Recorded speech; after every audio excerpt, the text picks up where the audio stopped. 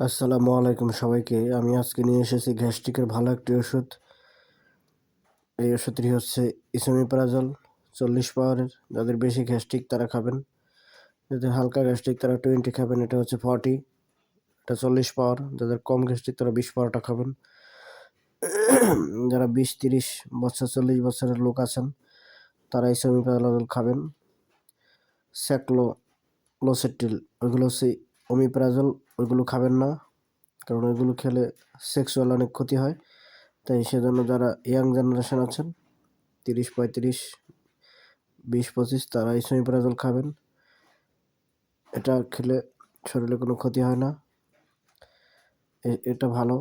আপনার ওমিপ্রাজল জাতীয় ওষুধ খাবেন না যারা ইয়াং জেনারেশন আছেন, তাহলে আপনাদের যৌন শক্তি কমে যাবে।